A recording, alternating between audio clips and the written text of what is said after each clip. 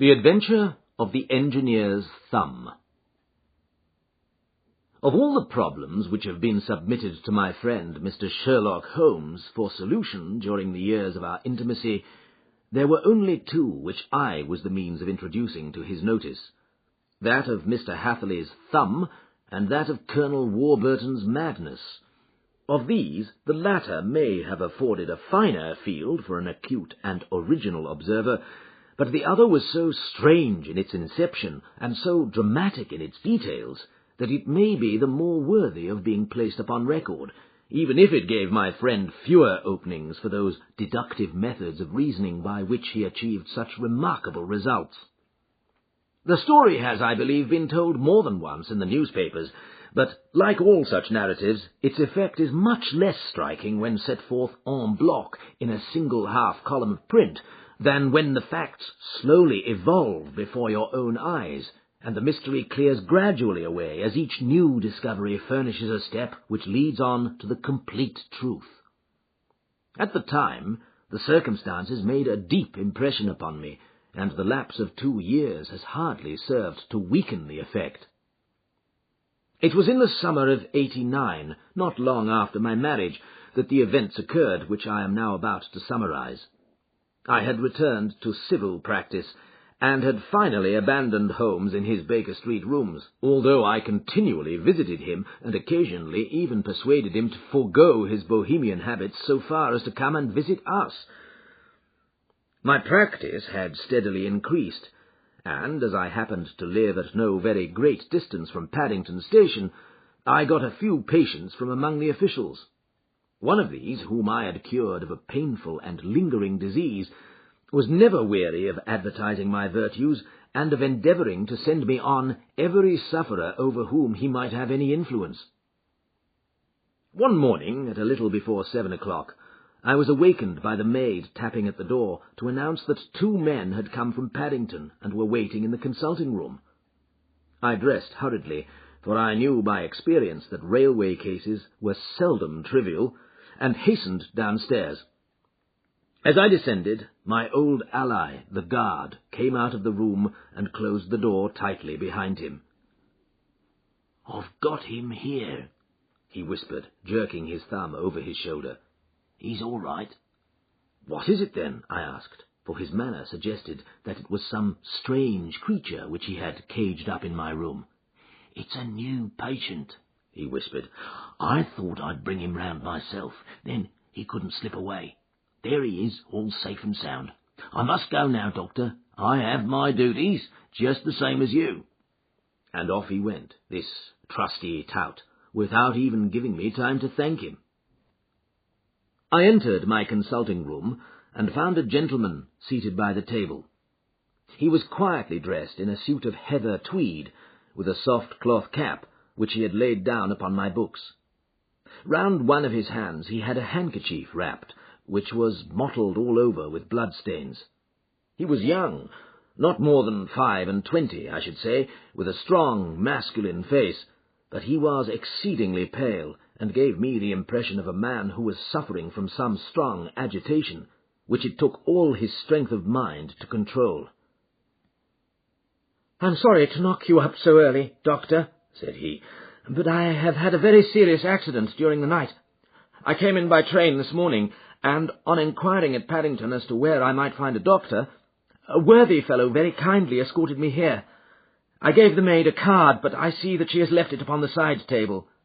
I took it up and glanced at it.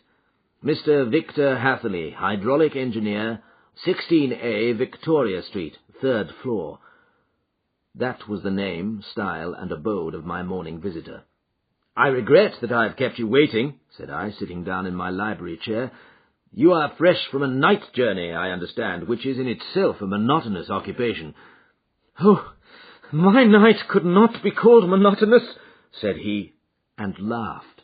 He laughed very heartily, with a high, ringing note, leaning back in his chair and shaking his sides. All my medical instincts rose up against that laugh. "Stop it!" I cried. "Pull yourself together!" And I poured out some water from a carafe. It was useless, however. He was off in one of those hysterical outbursts which come upon a strong nature when some great crisis is over and gone. Presently he came to himself once more, very weary and pale-looking. "I have been making a fool of myself," he gasped. "Not at all. Drink this." I dashed some brandy into the water, and the colour began to come back to his bloodless cheeks. "That's better," said he. "And now, Doctor, perhaps you would kindly attend to my thumb, or rather to the place where my thumb used to be." He unwound the handkerchief and held out his hand. It gave even my hardened nerves a shudder to look at it. There were 4 protruding fingers, and a horrid red, spongy surface where the thumb should have been. It had been hacked or torn right out from the roots. "Good heavens!" I cried. "This is a terrible injury. It must have bled considerably." "Yes, it did. I fainted when it was done, and I think that I must have been senseless for a long time. When I came to, I found that it was still bleeding, so I tied one end of my handkerchief very tightly round the wrist and braced it up with a twig." "Excellent. You should have been a surgeon." "It is a question of hydraulics, you see, and came within my own province." "This has been done," said I, examining the wound, "by a very heavy and sharp instrument." "A thing like a cleaver," said he. "An accident, I presume?" "By no means." "What? A murderous attack?" "Very murderous indeed." "You horrify me." I sponged the wound, cleaned it, dressed it, and finally covered it over with cotton wadding and carbolized bandages. He lay back without wincing, though he bit his lip from time to time. "How is that?" I asked when I had finished. "Capital. Between your brandy and your bandage I feel a new man. I was very weak, but I have had a good deal to go through." "Perhaps you had better not speak of the matter. It is evidently trying to your nerves." "Oh, no, not now. I shall have to tell my tale to the police, but between ourselves, if it were not for the convincing evidence of this wound of mine, I should be surprised if they believed my statement, for it is a very extraordinary one, and I have not much in the way of proof with which to back it up. And even if they believe me, the clues which I can give them are so vague that it is a question whether justice will be done." "Ah!" cried I. "If it is anything in the nature of a problem which you desire to see solved, I should strongly recommend you come to see my friend Mr. Sherlock Holmes before you go to the official police." "Oh, I have heard of that fellow," answered my visitor, "and I should be very glad if he would take the matter up, though of course I must use the official police as well. Would you give me an introduction to him?" "I'll do better. I'll take you round to him myself." "I should be immensely obliged to you." "We'll call a cab and go together. We shall just be in time to have a little breakfast with him. Do you feel equal to it?" "Yes. I shall not feel easy until I have told my story." "Then my servant will call a cab, and I shall be with you in an instant." I rushed upstairs, explained the matter shortly to my wife, and in 5 minutes was inside a hansom, driving with my new acquaintance to Baker Street. Sherlock Holmes was, as I expected, lounging about his sitting-room in his dressing-gown, reading the agony column of the Times, and smoking his before-breakfast pipe, which was composed of all the plugs and dottles left from his smokes of the day before, all carefully dried and collected on the corner of the mantelpiece. He received us in his quietly genial fashion, ordered fresh rashers and eggs, and joined us in a hearty meal. When it was concluded, he settled our new acquaintance upon the sofa, placed a pillow beneath his head, and laid a glass of brandy and water within his reach. "It is easy to see that your experience has been no common one, Mr. Hatherley," said he. "Pray lie down there and make yourself absolutely at home. Tell us what you can, but stop when you are tired, and keep up your strength with a little stimulant." "Thank you," said my patient, "but I have felt another man since the doctor bandaged me, and I think that your breakfast has completed the cure. I shall take up as little of your valuable time as possible, so I shall start at once upon my peculiar experiences."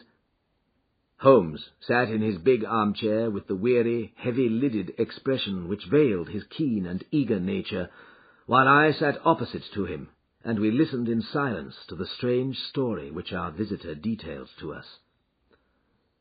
"You must know," said he, "that I am an orphan and a bachelor, residing alone in lodgings in London. By profession I am a hydraulic engineer, and I have had considerable experience of my work during the 7 years that I was apprenticed to Venner and Matheson, the well-known firm of Greenwich. 2 years ago, having served my time, and having also come into a fair sum of money through my poor father's death, I determined to start in business for myself, and took professional chambers in Victoria Street. I suppose that everyone finds his first independent start in business a dreary experience. To me it has been exceptionally so. During 2 years I have had 3 consultations and 1 small job, and that is absolutely all that my profession has brought me. My gross takings amount to £27 10 Every day from 9 in the morning until 4 in the afternoon I waited in my little den until at last my heart began to sink, and I came to believe that I should never have any practice at all. Yesterday, however, just as I was thinking of leaving the office, my clerk entered to say there was a gentleman waiting who wished to see me upon business. He brought up a card, too, with the name of Colonel Lysander Stark engraved upon it. Close at his heels came the Colonel himself, a man rather over the middle size, but of an exceeding thinness. I do not think that I have ever seen so thin a man. His whole face sharpened away into nose and chin, and the skin of his cheeks was drawn quite tense over his outstanding bones. Yet this emaciation seemed to be his natural habit, and due to no disease, for his eye was bright, his step brisk, and his bearing assured. He was plainly but neatly dressed, and his age, I should judge, would be nearer 40 than 30. "Mr. Hatherley," said he, with something of a German accent, "you have been recommended to me, Mr. Hatherley, as being a man who is not only proficient in his profession, but is also discreet and capable of preserving a secret." I bowed, feeling as flattered as any young man would at such an address. "May I ask who it was who gave me so good a character?" "Well, perhaps it is better that I should not tell you that just at this moment. I have it from the same source that you are both an orphan and a bachelor, and are residing alone in London." "That is quite correct," I answered, "but you will excuse me if I say that I cannot see how all this bears upon my professional qualifications. I understand that it was on a professional matter that you wished to speak to me?" "Undoubtedly so, but you will find that all I say is really to the point. I have a professional commission for you, but absolute secrecy is quite essential. Absolute secrecy, you understand, and of course we may expect that more from a man who is alone than from one who lives in the bosom of his family." "If I promise to keep a secret," said I, "you may absolutely depend upon my doing so." He looked very hard at me as I spoke, and it seemed to me that I had never seen so suspicious and questioning an eye. "Do you promise, then?" said he at last. "Yes, I promise." "Absolute and complete silence before, during, and after? No reference to the matter at all, either in word or writing?" "I have already given you my word." "Very good." He suddenly sprang up, and darting like lightning across the room, he flung open the door. The passage outside was empty. "That's all right," said he, coming back. "I know the clerks are sometimes curious as to their master's affairs. Now we can talk in safety."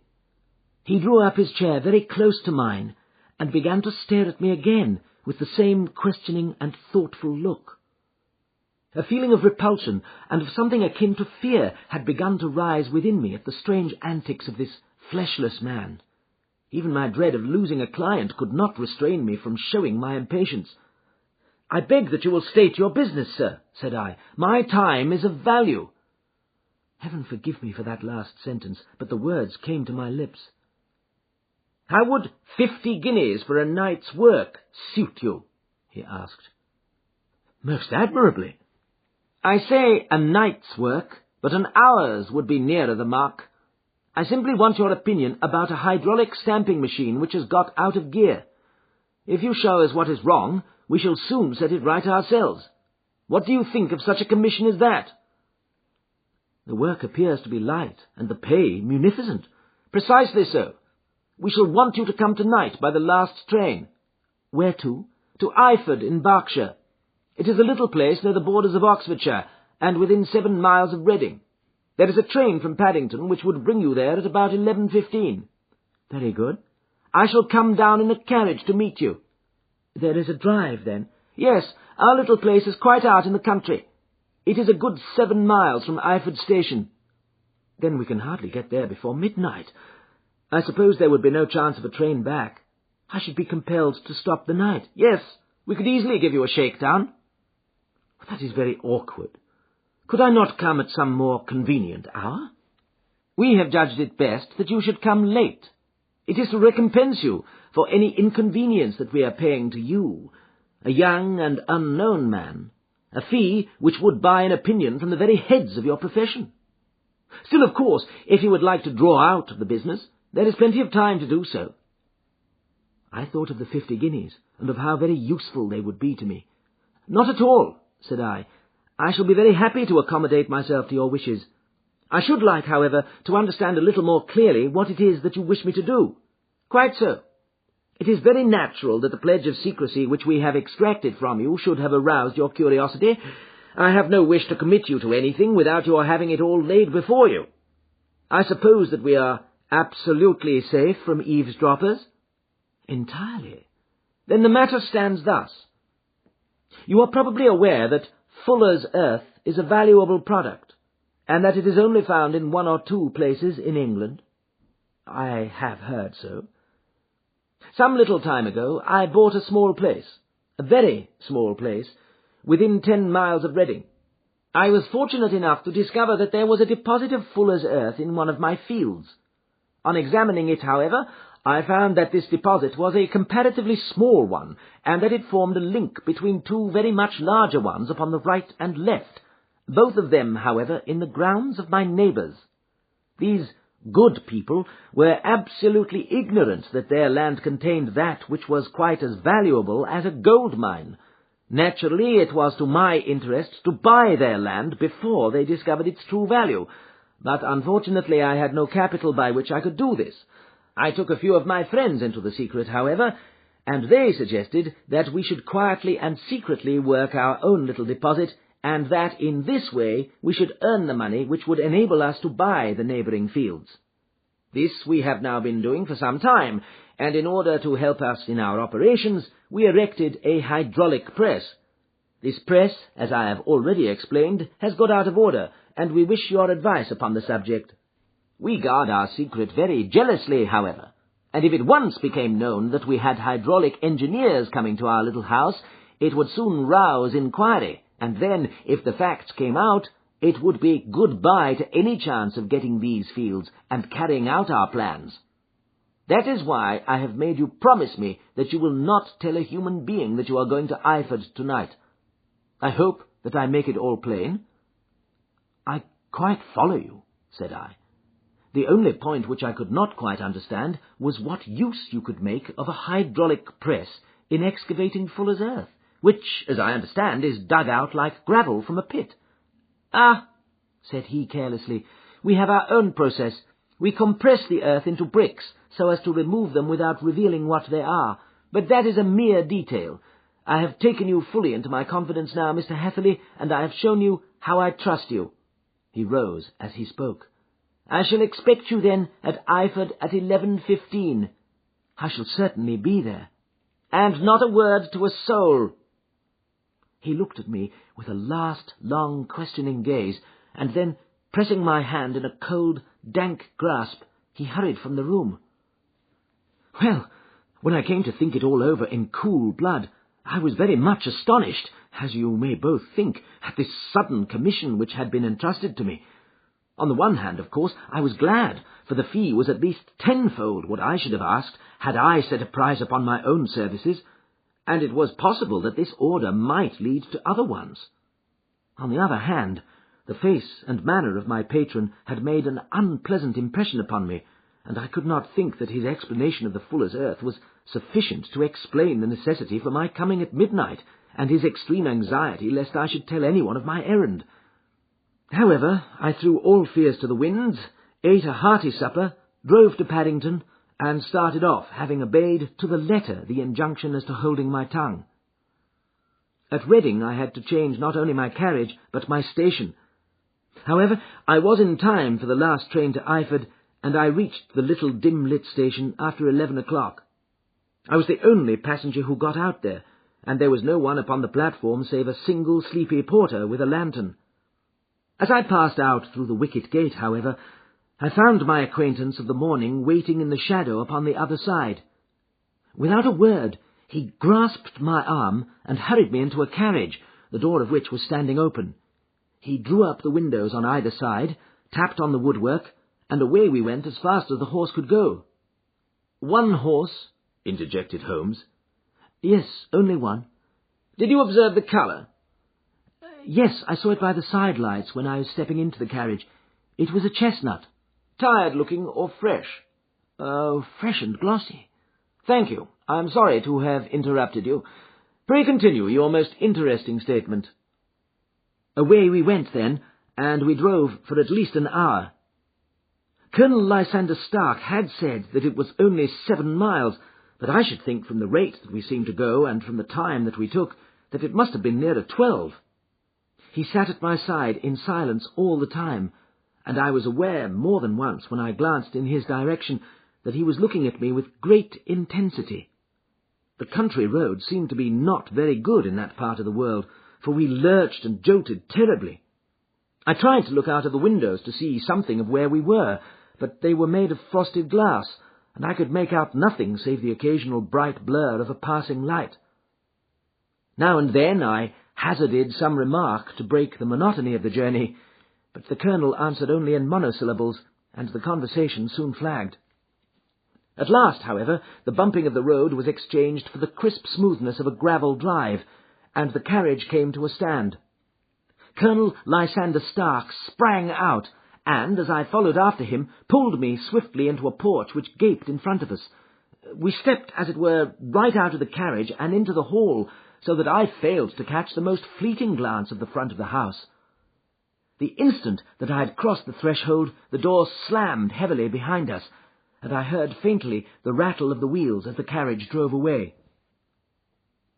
It was pitch dark inside the house, and the colonel fumbled about looking for matches and muttering under his breath.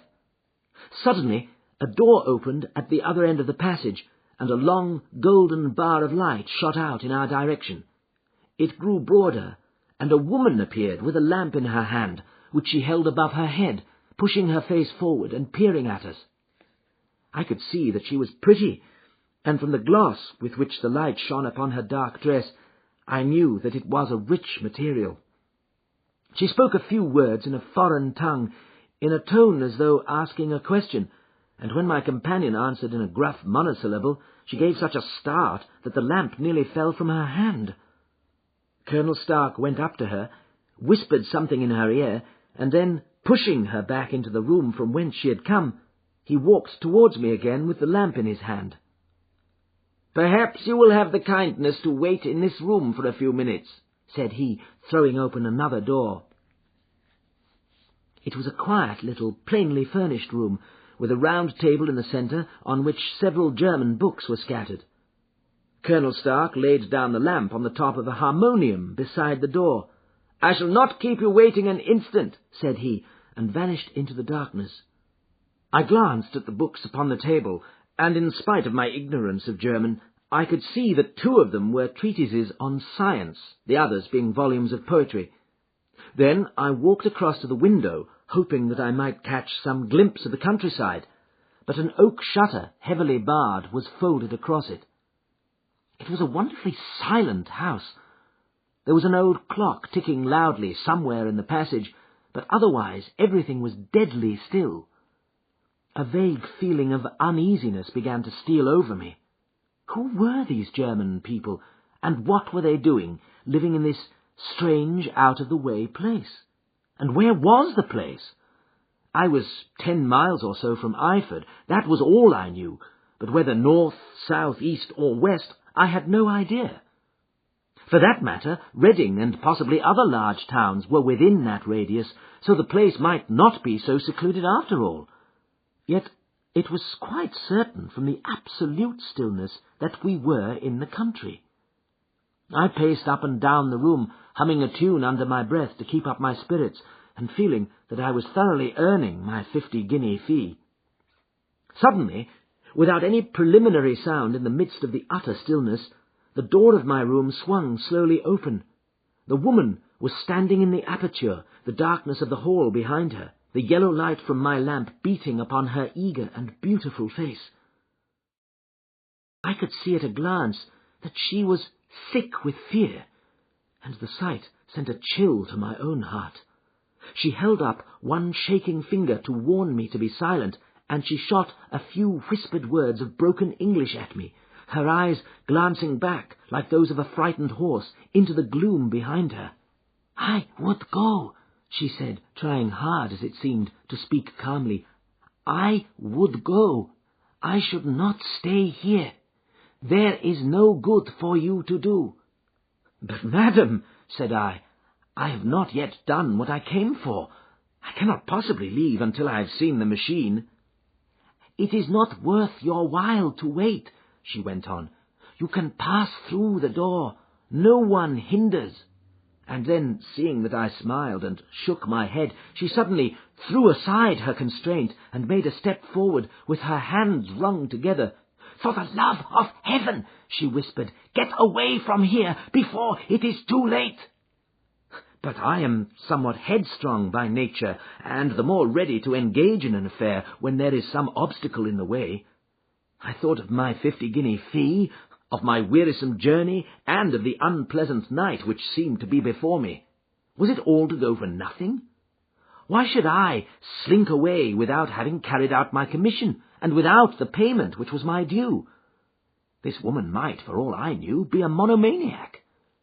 With a stout bearing, therefore, though her manner had shaken me more than I cared to confess, I still shook my head and declared my intention of remaining where I was. She was about to renew her entreaties when a door slammed overhead, and the sound of several footsteps was heard upon the stairs. She listened for an instant, threw up her hands with a despairing gesture, and vanished as suddenly and as noiselessly as she had come. The newcomers were Colonel Lysander Stark, and a short, thick man with a chinchilla beard growing out of the creases of his double chin, who was introduced to me as Mr. Ferguson. "This is my secretary and manager," said the Colonel. "By the way, I was under the impression that I left this door shut just now. I fear that you have felt the draught." "On the contrary," said I opened the door myself, because I felt the room to be a little close."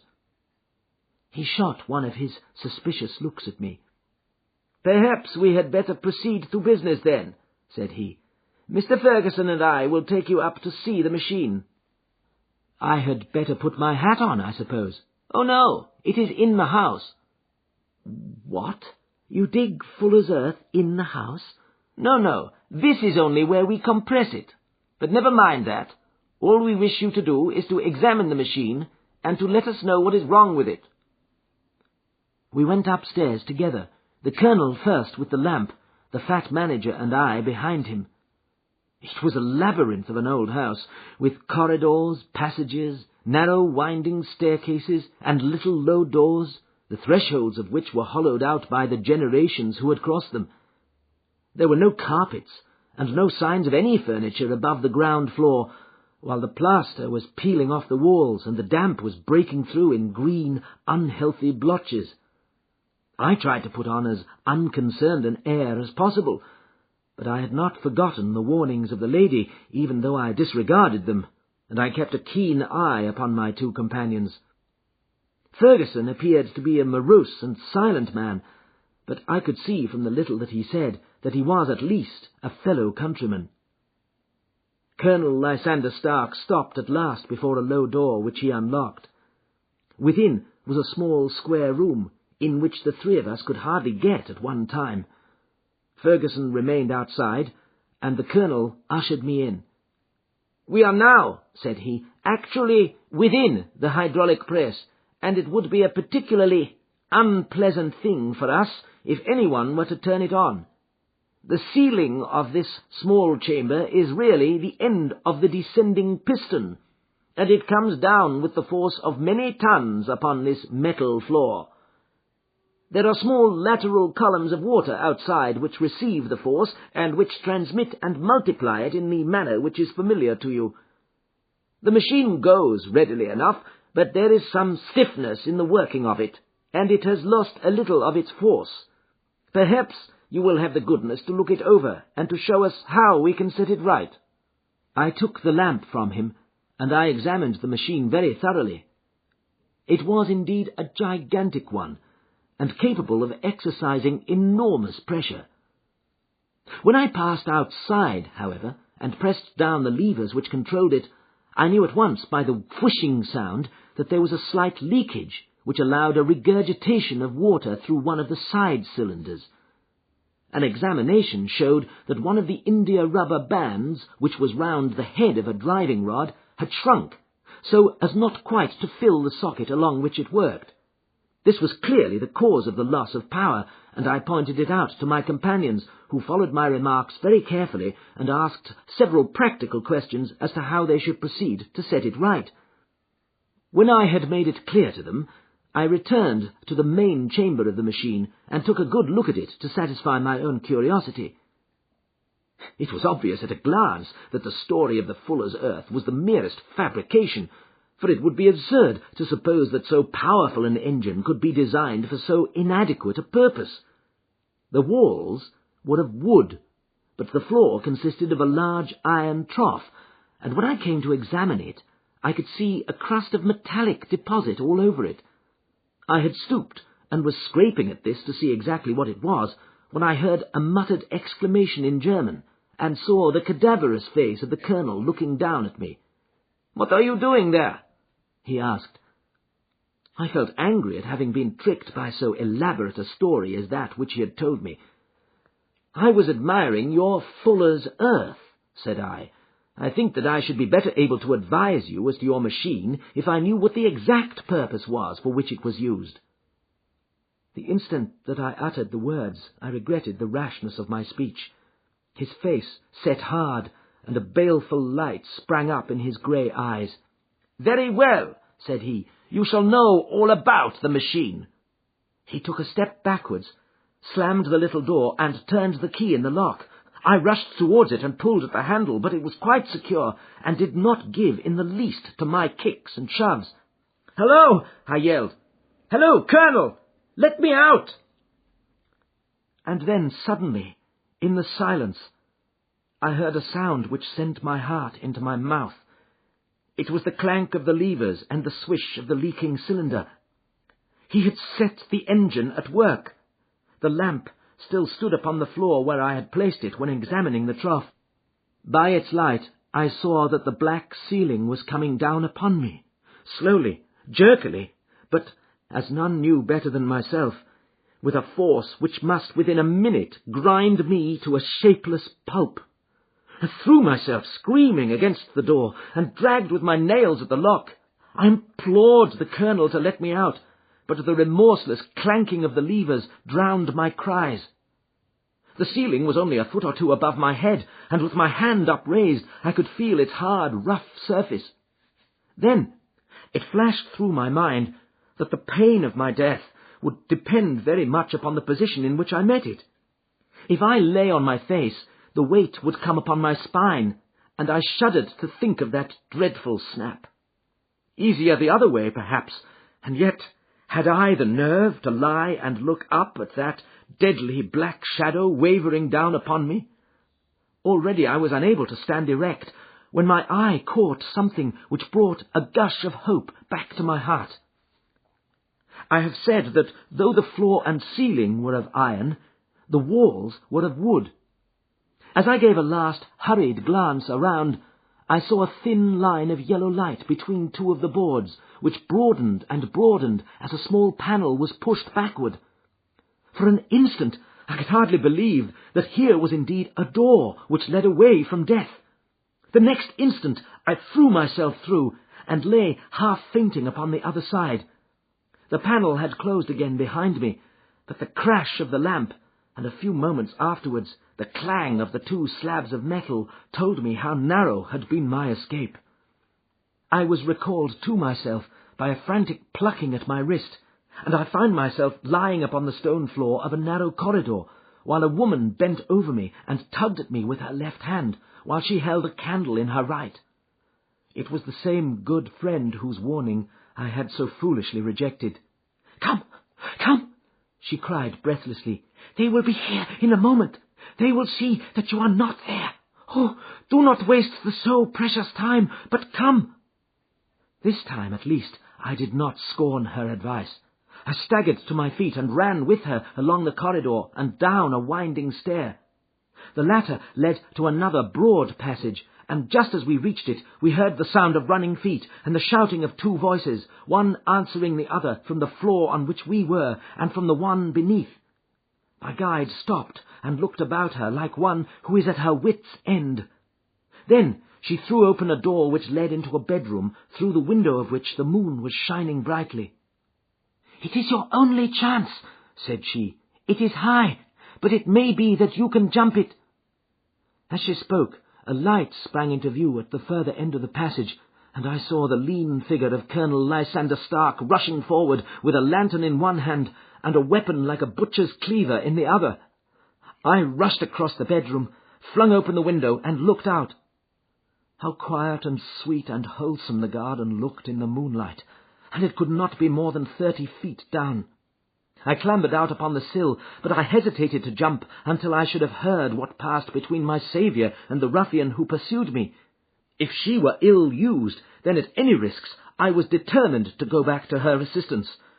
The thought had hardly flashed through my mind before he was at the door, pushing his way past her, but she threw her arms round him and tried to hold him back. "Fritz, Fritz," she cried in England, "remember your promise after the last time. You said it should not be again. He will be silent. Oh, he will be silent." "You are mad, Elise," he shouted, struggling to break away from her. "You will be the ruin of us. He has seen too much. Let me pass, I say."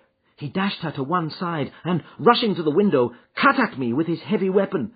I had let myself go and was hanging by the hands to the sill when his blow fell. I was conscious of a dull pain, my grip loosened, and I fell into the garden below. I was shaken but not hurt by the fall, so I picked myself up and rushed among the bushes as hard as I could run, for I understood that I was far from being out of danger yet. Suddenly, however, as I ran, a deadly dizziness and sickness came over me.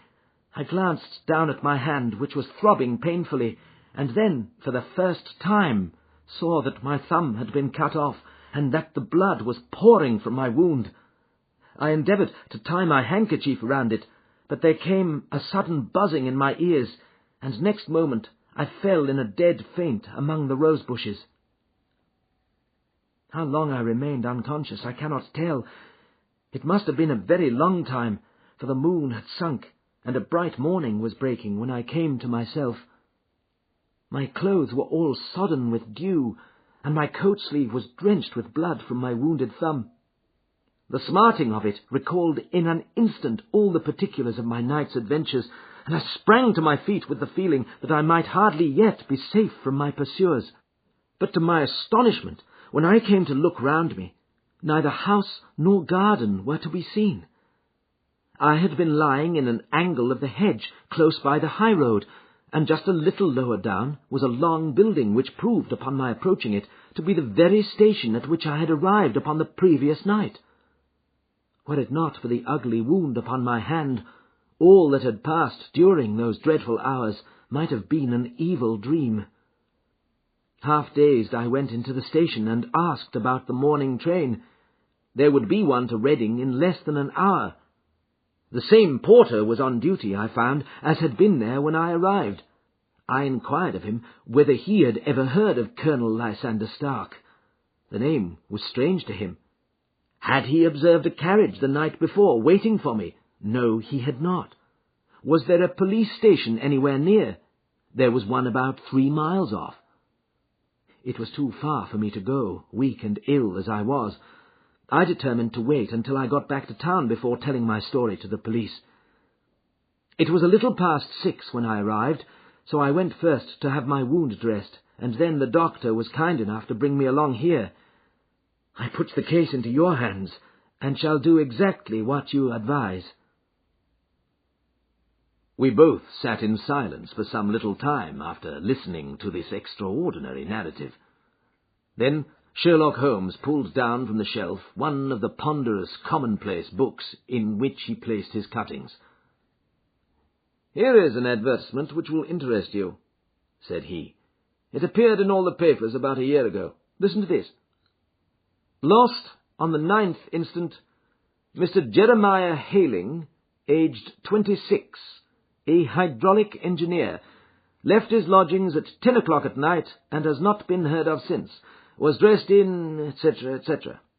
Ah, that represents the last time that the Colonel needed to have his machine overhauled, I fancy." "Good heavens!" cried my patient. "Then that explains what the girl said."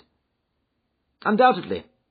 It is quite clear that the Colonel was a cool and desperate man, who was absolutely determined that nothing should stand in the way of his little game, like those out-and-out pirates who will leave no survivor from a captured ship. Well, every moment now is precious, so if you feel equal to it, we shall go down to Scotland Yard at once, as a preliminary to starting for Eyford." Some 3 hours or so afterwards, we were all in the train together, bound from Reading to the little Berkshire village. There were Sherlock Holmes, the hydraulic engineer, Inspector Bradstreet of Scotland Yard, a plain-clothes man, and myself. Bradstreet had spread an ordnance map of the county out upon the seat, and was busy with his compasses drawing a circle with Eyford for its centre. "There you are," said he. "That circle is drawn at a radius of 10 miles from the village. The place we want must be somewhere near that line. You said 10 miles, I think, sir?" "It was an hour's good drive." "And you think that they brought you back all that way when you were unconscious?" "They must have done so. I have a confused memory, too, of having been lifted and conveyed somewhere." "What I cannot understand," said I, "is why they should have spared you when they found you lying fainting in the garden. Perhaps the villain was softened by the woman's entreaties." "I hardly think that likely. I never saw a more inexorable face in my life." "Oh, we shall soon clear up all that," said Bradstreet. "Well, I've drawn my circle, and I only wish I knew at what point upon it the folk that we are in search of are to be found." "I think I could lay my finger on it," said Holmes quietly. "Really now," cried the inspector, "you have formed your opinion? Come now, we shall see who agrees with you. I say it is south, for the country is more deserted there." "And I say east," said my patient. "I am for west," remarked the plain-clothes man. "There are several quiet little villages up there." "And I am for north," said I, "because there are no hills there, and our friend says that he did not notice the carriage go up any." "Come," cried the inspector, laughing, "it's a very pretty diversity of opinion. We have boxed the compass among us. Who do you give your casting vote to?" "You are all wrong." "But we can't all be." "Oh, yes, you can. This is my point." He placed his finger in the centre of the circle. "This is where we shall find them."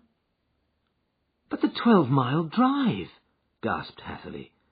6 out and 6 back. Nothing simpler. You say yourself that the horse was fresh and glossy when you got in. How could it be that, if it had gone 12 miles over heavy roads?" "Indeed, it is a likely ruse enough," observed Bradstreet thoughtfully. "Of course, there can be no doubt as to the nature of this gang." "None at all," said Holmes. "They are coiners on a large scale, and have used the machine to form the amalgam which has taken the place of silver." "We have known for some time that a clever gang was at work," said the inspector. "They have been turning out half-crowns by the thousand. We even traced them as far as Reading, but could get no farther, for they had covered their traces in a way that showed that they were very old hands. But now, thanks to this lucky chance, I think that we have got them right enough." But the inspector was mistaken, for those criminals were not destined to fall into the hands of justice. As we rolled into Eyford station, we saw a gigantic column of smoke which streamed up from behind a small clump of trees in the neighbourhood, and hung like an immense ostrich feather over the landscape. "A house on fire?" asked Bradstreet as the train steamed off again on its way. "Yes, sir," said the station-master. "When did it break out?" "I hear that it was during the night, sir, but it has got worse, and the whole place is in a blaze." "Whose house is it?" "Dr. Betcher's." "Tell me," broke in the engineer, "is Dr. Betcher a German, very thin, with a long, sharp nose?" The station-master laughed heartily. "Oh, no, sir. Dr. Betcher is an Englishman, and there isn't a man in the parish who has a better lined waistcoat.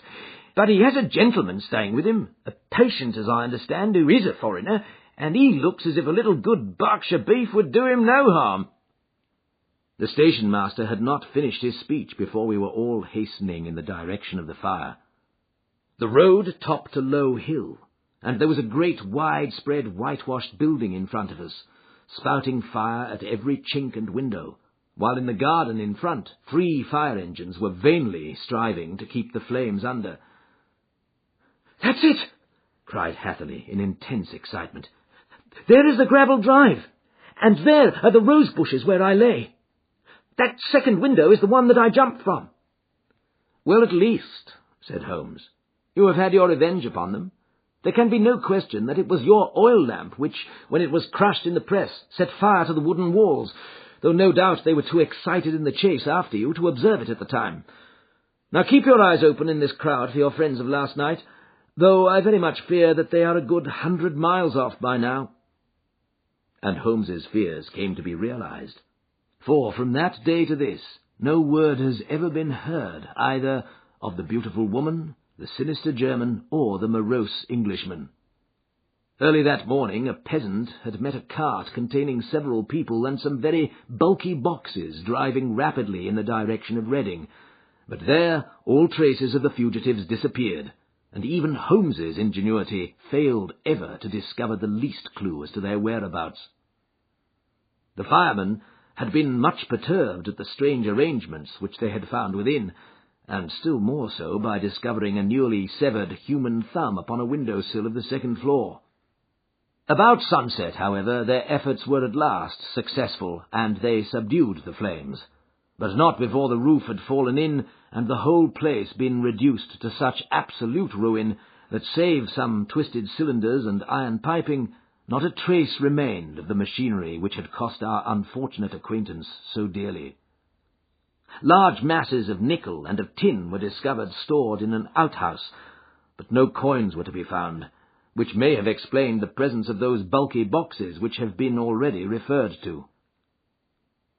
How our hydraulic engineer had been conveyed from the garden to the spot where he recovered his senses might have remained forever a mystery, were it not for the soft mould, which told us a very plain tale. He had evidently been carried down by 2 persons, one of whom had remarkably small feet, and the other unusually large ones. On the whole, it was most probable that the silent Englishman, being less bold or less murderous than his companion, had assisted the woman to bear the unconscious man out of the way of danger. "Well," said our engineer ruefully as we took our seats to return once more to London, "it has been a pretty business for me. I have lost my thumb, and I have lost a 50-guinea fee, and what have I gained?" "Experience," said Holmes, laughing. "Indirectly it may be of value, you know. You have only to put it into words to gain the reputation of being excellent company for the remainder of your existence."